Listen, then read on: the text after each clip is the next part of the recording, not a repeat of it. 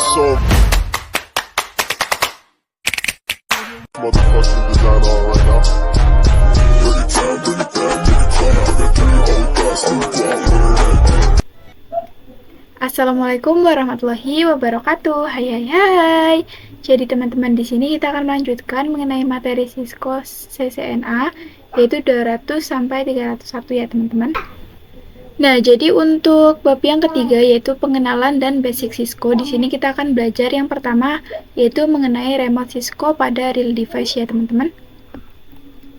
Nah, jadi di sini terdapat beberapa gambar, ada laptop, ada port, ada CPU dan lain sebagainya ya teman-teman. Nah, di sini terdapat port-port. Nah, untuk port ini disebut itu sebagai interface teman-teman. Nah, jadi untuk fungsi dari interface itu sendiri ialah dapat digunakan sebagai akses teman-teman, akses point yang dapat menghasilkan internet teman-teman.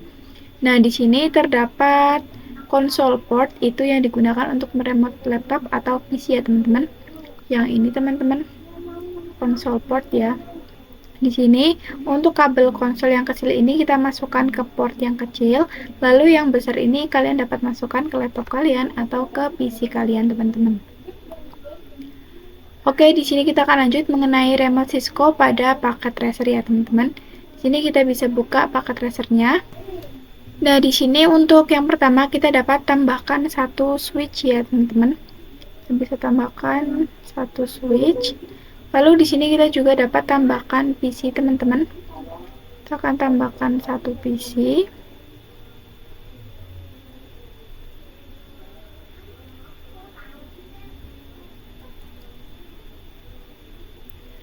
Nah, oke, di sini karena kita akan meremote ya teman-teman, meremote melalui Cisco Packet Tracer ini, maka di sini kita dapat hubungkan dengan kabel konsol teman-teman. Biasanya kan kita menggunakan kabel otomatis yang ini ya teman-teman. Karena di sini kita akan meremote, maka di sini kita dapat gunakan dengan kabel konsol.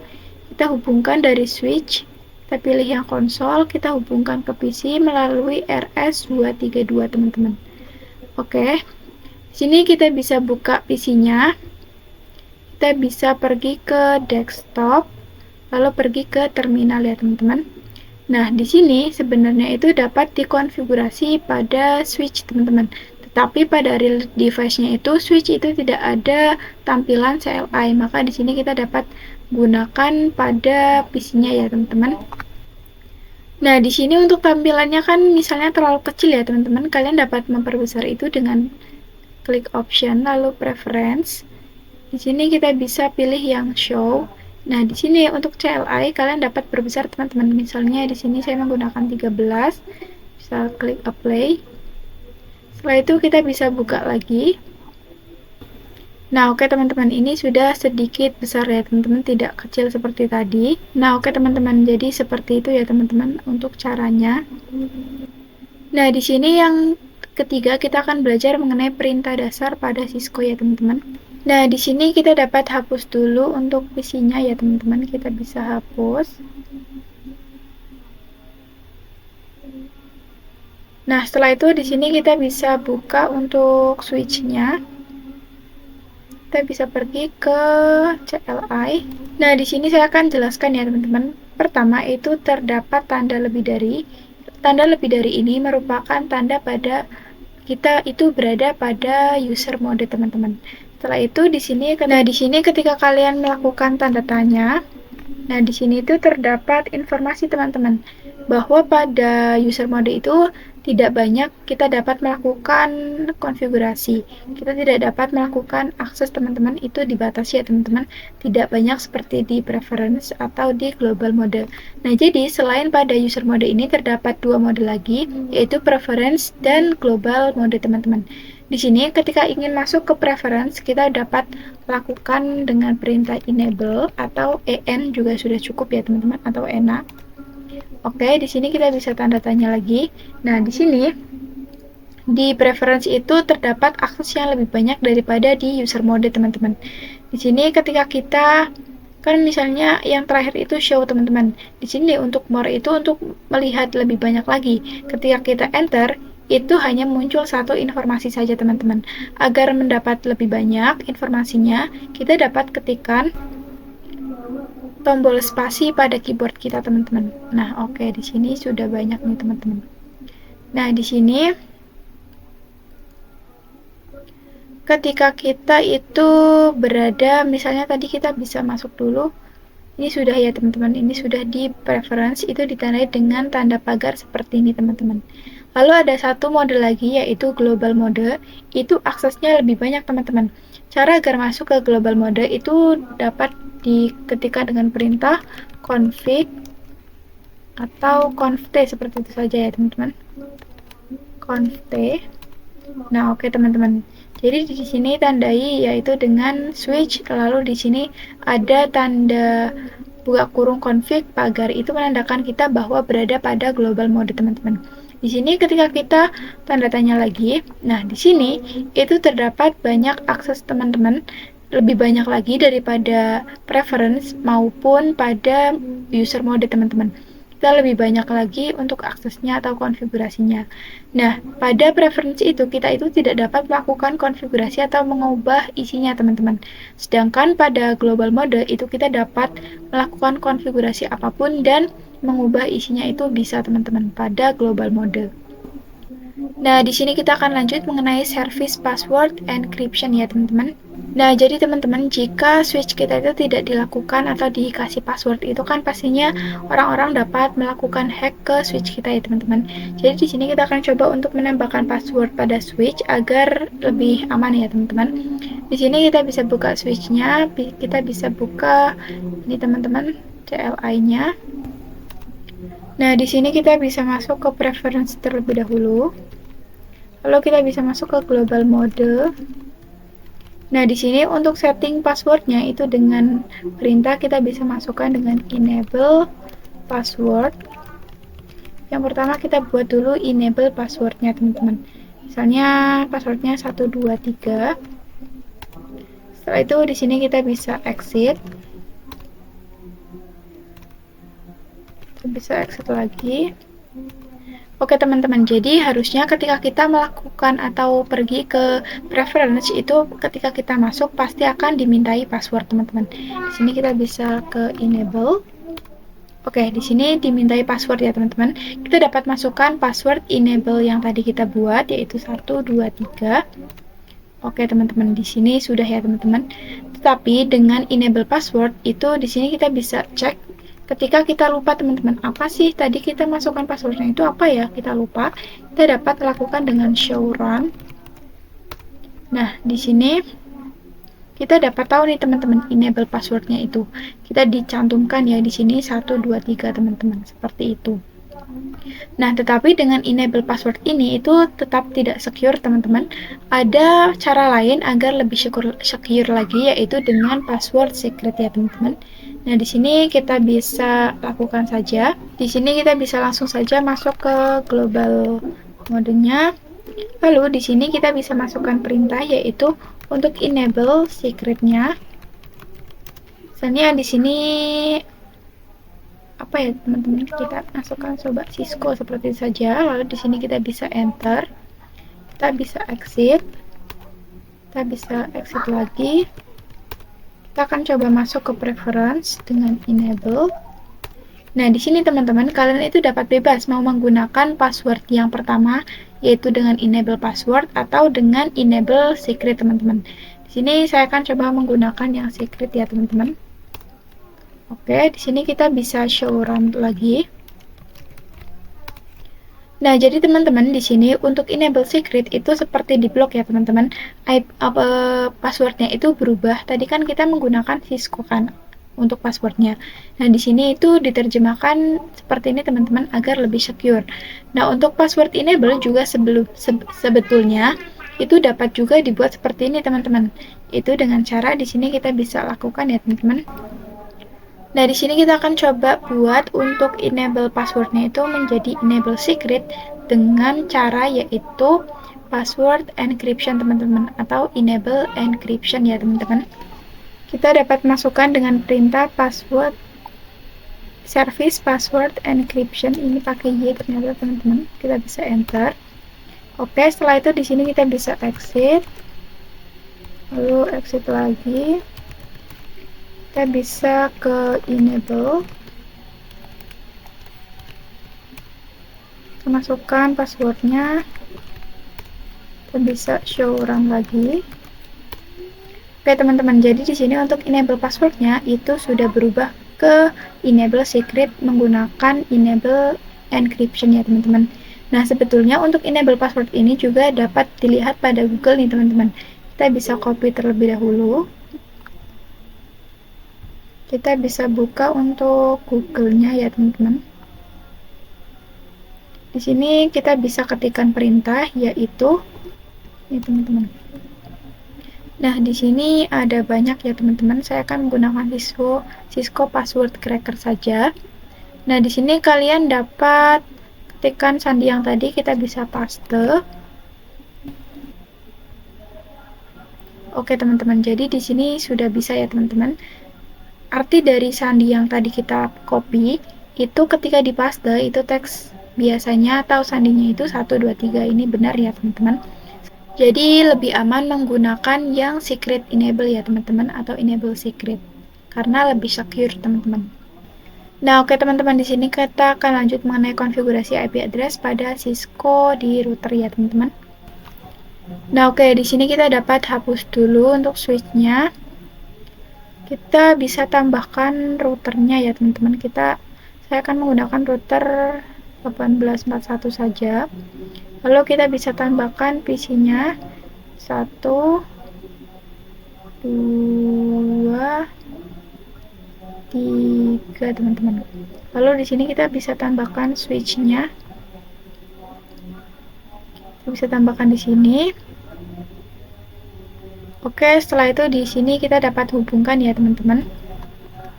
Kita dapat hubungkan dengan kabel otomatis dari router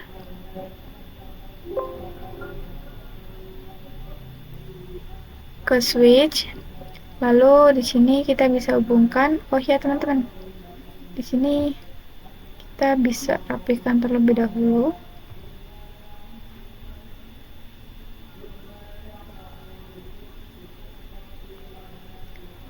Kita bisa hubungkan switch ke PC 1, lalu hubungkan lagi ke PC 2. Setelah itu kita hubungkan yang terakhir dari router ke PC 3 teman-teman. Oke, setelah ini topologinya sudah berhasil.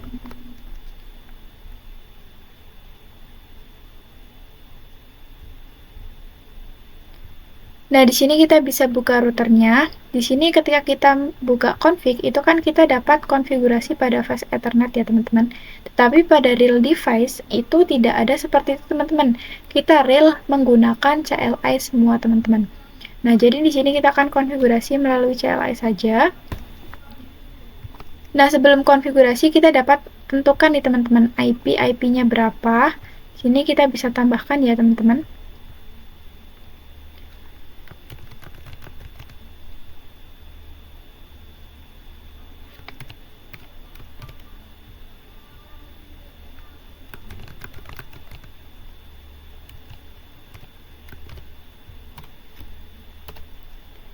Nah, oke teman-teman. Jadi di sini untuk fast Ethernet yang 0/0 itu kita menggunakan 1 ya teman-teman. Jadi 10.10.10.1. Setelah itu lalu untuk PC-nya di sini kita bisa ubah ke berarti 10.10.2. Lalu PC 2-nya itu titik 3 ya teman-teman. Titik 3. Setelah itu di sini untuk fast Ethernet yang mengarah ke PC 3. Tadi kan yang mengarah ke switch kan menggunakan fast Ethernet 0/0. Sekarang kita menggunakan /0/1. Jadi yang mengarah ke PC 3 yaitu menggunakan 20.1 ya teman-teman. Lalu di sini untuk PC-nya berarti menggunakan /20.20.20.2. Oke teman-teman, sudah. Sekarang kita langsung saja untuk konfigurasi ya teman-teman. Sini kita bisa buka untuk routernya. Nah, di sini kita bisa masuk ke enable. Lalu kita bisa pergi ke global modenya conft. Nah, setelah itu teman-teman, untuk masuk ke fast Ethernet yang ini, kalian dapat lakukan perintah pada CLI itu interface fast Ethernet 0/0 ya teman-teman. Kita bisa keluar lebih dahulu. Nah, untuk perintahnya yaitu interface FA 0/0. Oke, di sini untuk FA yang mengarah ke switch itu kan berarti 10.10.10.1 ya teman-teman. Sini kita bisa tambahkan IP address 10.10.1.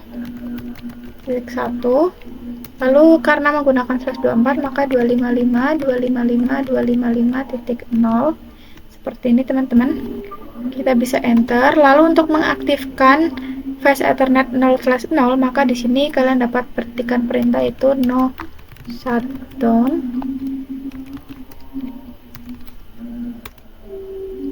Oke. Nah, di sini kita bisa lihat ya teman-teman, yang tadinya itu kabelnya berwarna merah, sekarang sudah berwarna hijau teman-teman. Di sini kita bisa untuk konfigurasi yang mengarah ke PC 3 yaitu melalui fast Ethernet FA 0/1. Kita bisa masuk dengan perintah interface FA 0/1. Oke, setelah itu di sini kita bisa masukkan perintah IP address. Berarti IP-nya itu 20.20.20.1 ya teman-teman. Kita bisa masukkan subnet masknya 255.255.0 karena menggunakan /24. Kita bisa enter. Lalu jangan lupa untuk mengaktifkan no shutdown. Oke. Di sini kita bisa lihat apakah sudah berwarna hijau. Oke teman-teman, ini sudah berwarna hijau ya teman-teman. Di sini kita bisa exit terlebih dahulu. Di sini ini kan baru konfigurasi pada routernya. Kita belum konfigurasi pada PC-nya teman-teman. Kita bisa konfigurasi pada PC-nya. Kita pergi ke desktop, IP konfigurasi. Di sini untuk IP address pada PC 1 berarti 10.10.10.2. Lalu netmark-nya, subnet mask-nya maksudnya 255.255.0. Lalu untuk default gateway-nya itu yang tadi kita konfigurasi ya teman-teman. 10.10.10.1 ya teman-teman. Oke.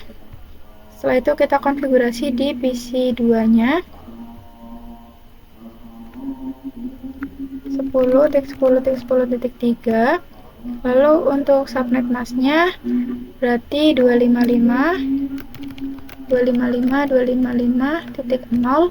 Lalu untuk default gateway-nya yang tadi kita konfigurasi ya teman-teman, 10.10.10.1. Oke, selalu di sini kita konfigurasi pada PC 3-nya teman-teman. PC 3-nya itu berarti yang 20 ya teman-teman, 20.20.20.2. Lalu untuk subnet mask-nya yaitu 255.255.0. Lalu di sini untuk default gateway-nya 20.20.20.1. Oke. Di sini sudah semua ya teman-teman. Lalu di sini kita dapat lakukan pengujian teman-teman. Kita dapat lakukan kirim surat dari PC 1 ke PC 3. Dapat dilihat successful ya teman-teman. Kita lanjut untuk PC 2 ke PC 3. Ini juga sudah bisa teman-teman. Nah, oke teman-teman. Jadi di sini yang terakhir kita akan mempelajari mengenai perintah N ya teman-teman. Nah, oke teman-teman, untuk perintah exit dan N itu sebenarnya hampir sama teman-teman. Jadi perbedaannya di sini kita bisa lihat, kita bisa buka routernya terlebih dahulu. Di sini kita bisa masuk ke conft, lalu kita bisa masuk ke interface FA, misalnya FA 0/1. Nah, jadi perbedaannya jika kita lakukan exit nih teman-teman, kita akan kembali ke global mode teman-teman. Tetapi jika kita masuk ke interface terlebih dahulu, tapi jika kita menggunakan perintah N itu maka kembalinya ke preference teman-teman. Nah, di sini dapat dilihat kayak ketika kita melakukan exit itu kembalinya ke global mode. Tetapi jika menggunakan N itu kita kembali ke preference teman-teman. Nah, oke teman-teman, jadi seperti itu dulu untuk video dari saya. Apabila ada salah-salah kata, saya mohon maaf. Wassalamualaikum warahmatullahi wabarakatuh. Next, ketemu di video selanjutnya. Bye-bye.